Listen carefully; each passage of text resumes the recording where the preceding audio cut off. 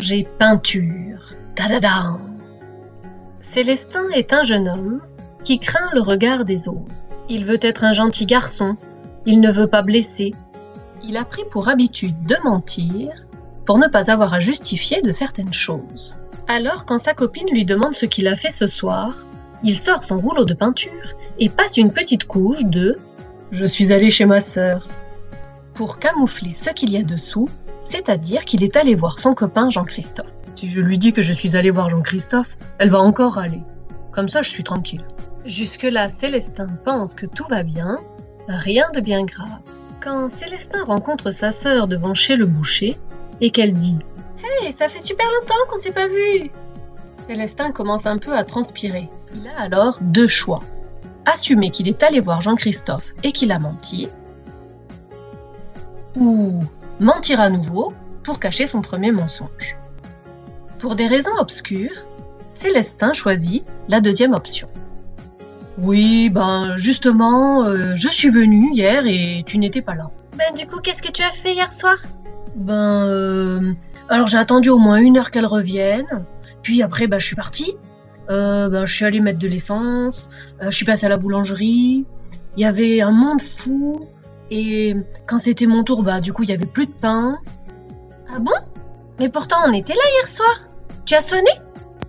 Et Célestin a encore deux options, assumer ou mentir. Ah bon? C'est bizarre. Pourtant, j'ai sonné, puis après, j'ai attendu. Ah tiens, on n'a peut-être pas entendu. Mais pourquoi tu n'as pas appelé? Alors, Célestin a deux options, blablabla. Bref, il choisit la seconde. Alors, justement, j'avais plus de batterie. Célestin peint et repeint le mur, il étale encore et encore. Cette fois, c'est bon. Il semblerait que ce soit bien caché. Pourtant, tu m'as appelé avant de rentrer.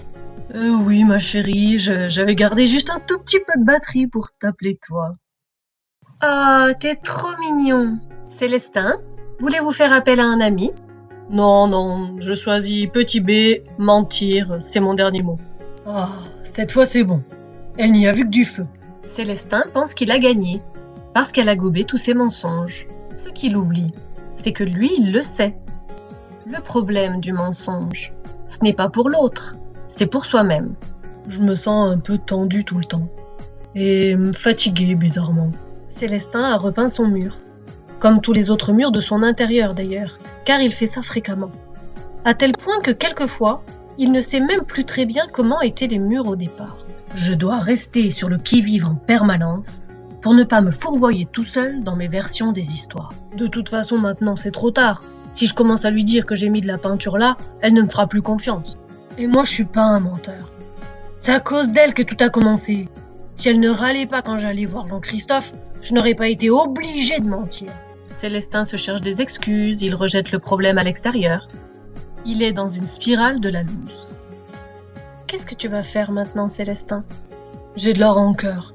Je pense au fond de moi que je ne suis pas digne de confiance. Je suis en train de me construire une mauvaise estime de moi et une image de mauvaise personne. Je ne respecte pas la confiance des autres et je ne me respecte pas moi-même.